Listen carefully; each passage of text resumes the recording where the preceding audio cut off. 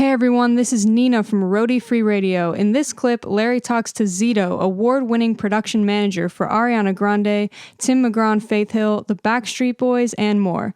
Here, Zito gives the rundown of a day in the life of a healthy roadie. Not always easy when you're in a van for days at a time, but according to Zito, it can be done. If you want to hear more from Zito, you can listen to the full episode, number 123 from February 18th, 2019. Thank you for listening. Thank you for subscribing. Here's Larry and Zito. Take me through a day in your life, because between doing all that, being up, being there at 5, going to bed at 2, all that kind of stuff, doing this newsletter, running the show, how are you finding time for your whole thing, man? Are you just a super efficient time guy? I try to be efficient. Sometimes it feels more like juggling, but I try to keep a lot of structure, and I try to do a lot of things the same way. And when I find something that works for me, I just try to execute it the same way every time. So that helps me keep systems in place that don't let me, screw up. The other change that's been as a sidebar, but it's important to mention, is that there was a point a few years ago I made, and I did this all while I was on tour, but I was really struggling with my health. I was way overweight, and I was like, I'm not in it. There was a moment where I was having issues with my knees, and we did Red Rocks. And if anybody's ever done Red Rocks, it's tons and tons of ramps and, stairs and whatever. And at the end of the night, I couldn't walk, and I had to get taken out in a wheelchair. And then I flew home. It was the last day of tour, and I had to go through the airport in a wheelchair. And I thought, I am not going to be able to. I love touring. This is what I want to do. And you're like a young guy. Yeah, I'm a young guy. I had tore on a flight a bunch of years ago, 9 years ago. I tore some ligaments in my knee, and it led me down this path of having knee problems, and then not working out, and then gaining weight and stress eating and all that stuff. And so then I was like, I got to get this shit together, because if I don't, I'm not going to be able to tour. It's uncomfortable to fly. It's uncomfortable to travel. So I made a conscious decision to change a lot of things in my lifestyle, and I've lost 115 pounds over the course of 2 years. Damn. And I did that all while being on the road. That was 2016 was one of the hardest years for me, and that was part of the same time I was pivoting. I was like, I need to get all this in line. This is all part of the plan, and if I can't do it, if I can't execute it, then, it's going to end here for me. And it'd be a shame to come this far and be this close and then fuck it up because I like donuts. You know what I mean? Yes, so I do. I still like donuts, by the way. But that hasn't changed. But I mean, even here, so I've made it. This is the sidebar, but it's important for me to mention with balance that the one thing that was a bonus for me as shifting from being doing multiple jobs to just one, is that for the first time in years, I've actually been able to block out a little time for myself. I got into cycling. I travel with my bike, and I realized that if I'm getting caught up with my work on the show days and I don't have a punch list of 20 things I have to do, I was working every day, and then I have a day off, and I'd spend the entire day working. And I was like, this sucks. I'm working.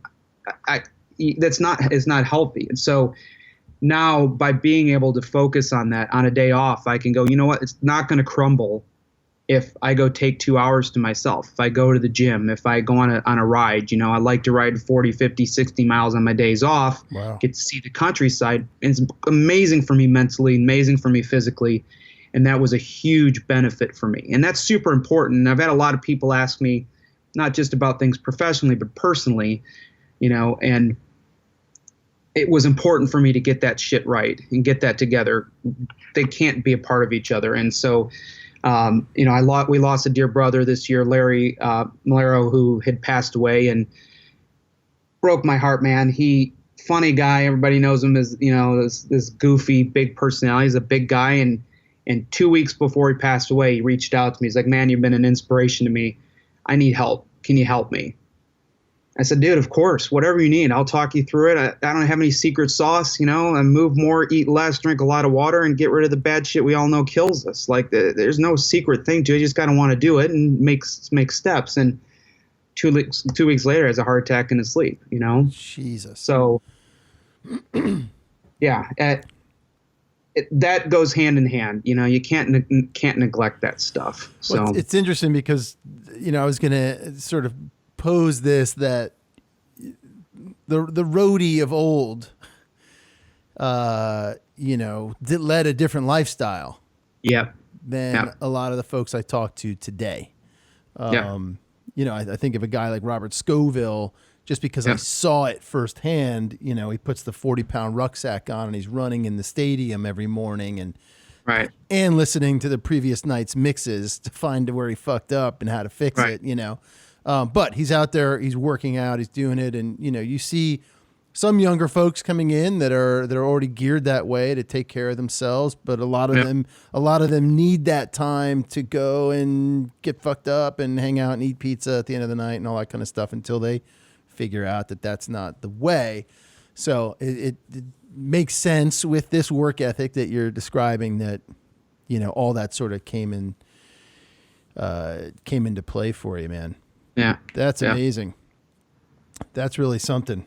I had something else I was gonna hit you with. Well, let's, if we can, were you there? You've been with, this is what it was.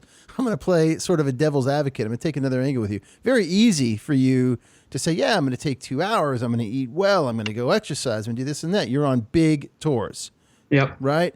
Ariana, you got Backstreet Boys, One Republic, Tim McGraw. We got big people. You're in a nice hotel. Right? You're rolling by bus, with plane, blah, blah, blah. What about the guy or gal who's in a fucking van and Taco Bell's looking real good after a gig, right? What are they supposed to do? Man. Because they're probably looking at you going, yeah, you're sitting in a real nice hotel room. You got your fucking latte. Yeah. Yeah. So what do they do? Everything boils down to decisions, and there's no big decision. Decisions are won on a basis of a bunch of small. You win the battle with a bunch of small decisions. It's not the one time you go eat Taco Bell, it's not the one time you have a dozen beers or 2 dozen beers, as the case may be. It's the accumulation of the decisions and the mindset of continuing to make positive decisions that can change. Yeah. And for me, I can't give that stuff up. I still love to have Taco Bell. And when I'm from Chicago, so when I go to Chicago, I'm going to have Portillo's. Like, I'm going to do it, right?